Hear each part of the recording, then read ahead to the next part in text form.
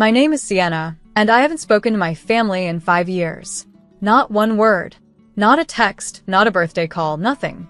The silence was deliberate. Surgical. I was 17 when Dad told me trades were practical, while my brother Marcus got my entire college fund, $175,000, because he had real potential. He said it like that mattered.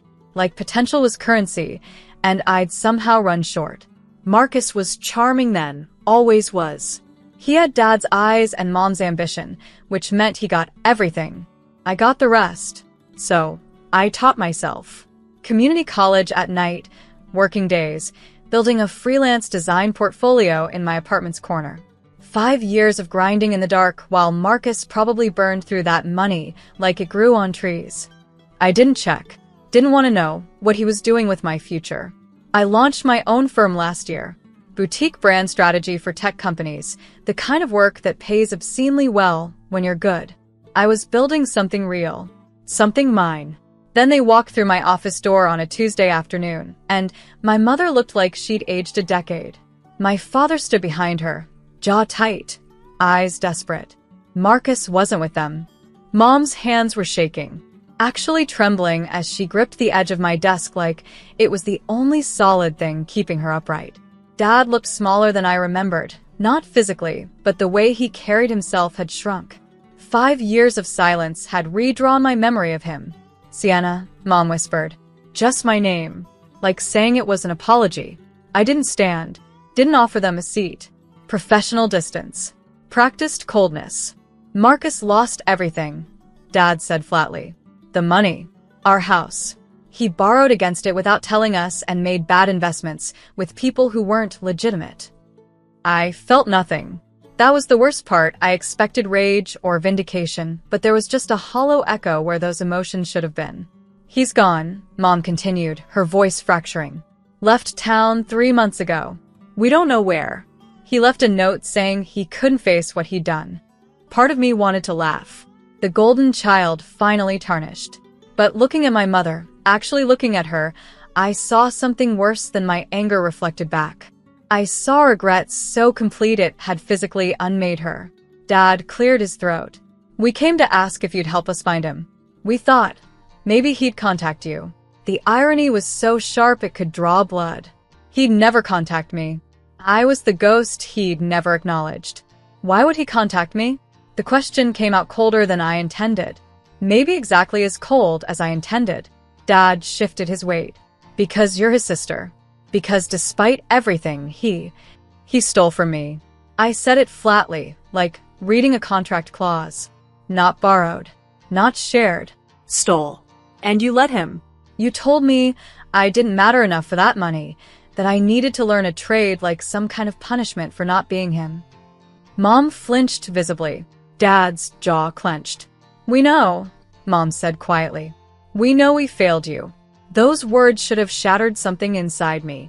They didn't. I'd already shattered 5 years ago and rebuilt myself in the pieces. I wasn't the girl who needed their approval anymore. I can't help you, I said, turning back to my monitor. Dismissal. I don't know where he is. I don't care where he is. Sienna? Dad started. My assistant will see you out. I didn't watch them leave.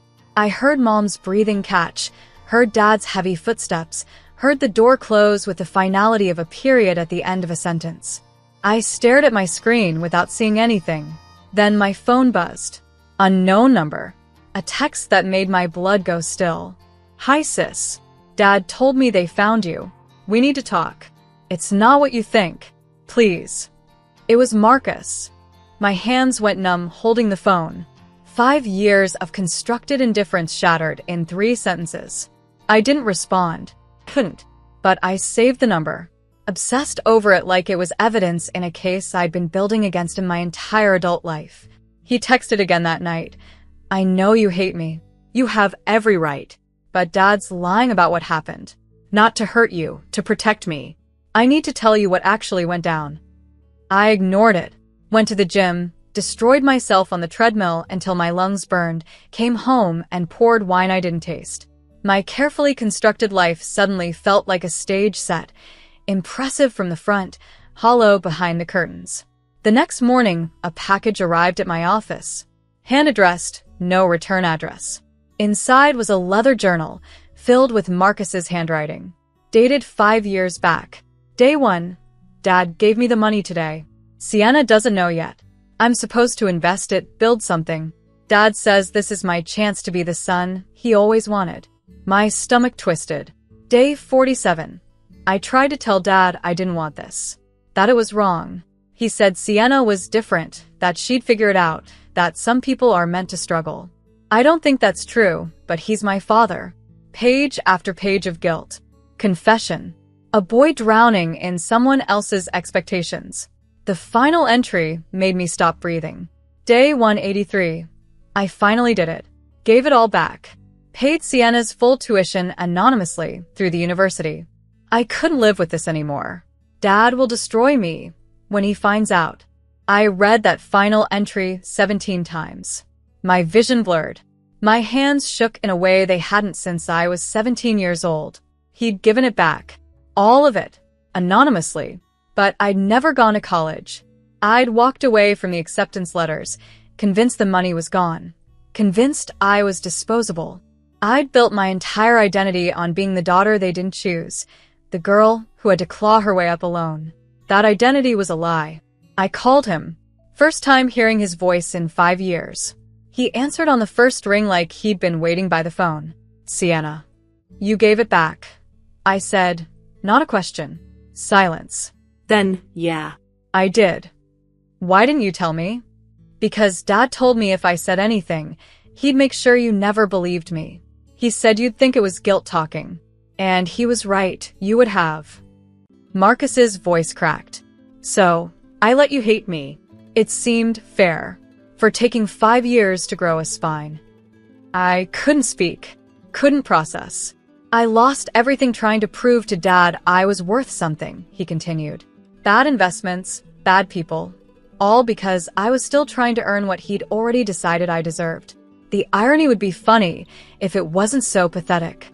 Where are you? I heard myself ask. Nowhere good. But I'm not running anymore, Sienna. I'm done. The line went quiet except for his breathing. Don't do anything permanent, I whispered. I drove to him that night. For hours to a motel outside Reno, the kind of place that doesn't ask questions and doesn't remember faces. Room 247. The door was unlocked.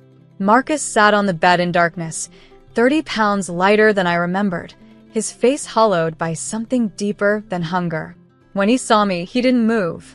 Didn't try to hug me or apologize theatrically. He just looked at me like I was the first real thing he'd seen in months. You came, he said quietly. Don't sound surprised. I sat beside him, not close enough to touch. The silence between us was different now, not the 5-year void, but something raw and immediate. Dad didn't just lie to you, Marcus said finally. He lied to both of us. He told me you didn't want the money, that you'd said you wanted to do it your way. He told me taking it was actually better for you, that it would teach you independence. Marcus's laugh was bitter. I wanted to believe him because it was easier than questioning my father. My stomach twisted. He said the same thing to me, that you had potential and I needed to learn a trade. Classic Dad. Make each of us feel like the other one chose this. Turn us against each other, so we never compare notes. I finally looked at him. Really looked. Why now? Why come back? Because I'm tired of being the version of myself that Dad created. And because I realized you're not angry at me, Sienna. You're angry at him. We both are. He was right. The anger I'd carried for 5 years suddenly had a target, and it wasn't the broken man beside me. It was the man who'd broken us both. We drove back together. I called Dad from the car, told him to meet us at my office. No explanation. He showed up within an hour, looking terrified, probably thinking Marcus had hurt himself. Instead, we hurt him with the truth. Marcus laid out every lie, every manipulation, every time Dad had played us against each other, weaponizing his approval like currency he could distribute or withhold. Dad listened with his hands clasped, his face going through cycles of denial, defensiveness, then finally something that looked like understanding. I was trying to motivate you both, he said weakly. You thought wrong, I said. You spent 5 years destroying your relationship with me because you couldn't admit you made a mistake with my money. Instead, you punished me and let him drown in guilt. I was scared, Dad said. His voice was small. When Marcus told me he'd given the money back, I panicked. I thought if you found out, you'd hate me more than you already did. I did hate you, I said, but not for the reasons you thought. I hated you for the choice you made, not between Marcus and me, but between truth and comfort. Dad looked at Marcus. I'm sorry. For all of it. Marcus nodded slowly. I'm sorry too. For letting it happen. For taking 5 years to grow up. I expected catharsis. Closure. Instead, I felt the weight of 5 years. Not lifted but redistributed.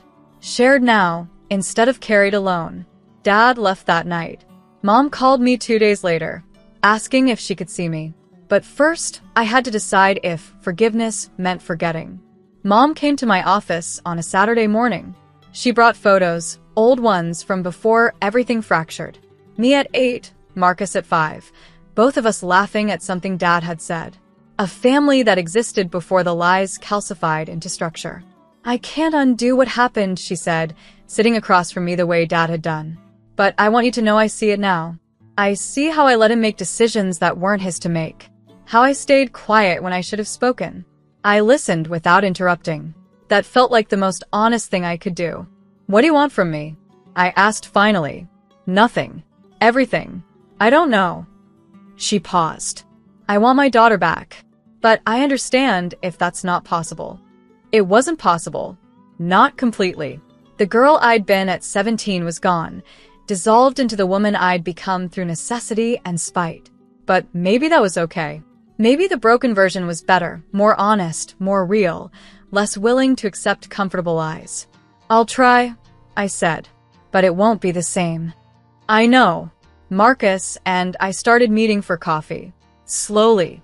No grand reconciliation, just two people learning who they actually were beneath the roles Dad had assigned them. He was building a life too, humble work, honest income, the kind of thing that doesn't impress anyone but matters anyway. 5 years I'd spent proving I didn't need them. Now I was learning something harder. I could choose them without needing them. The money Dad had stolen from me, not just the $175,000, but the 5 years of bitterness, that couldn't be returned. But I'd built something with those years. Something real. Something mine. That would have to be enough.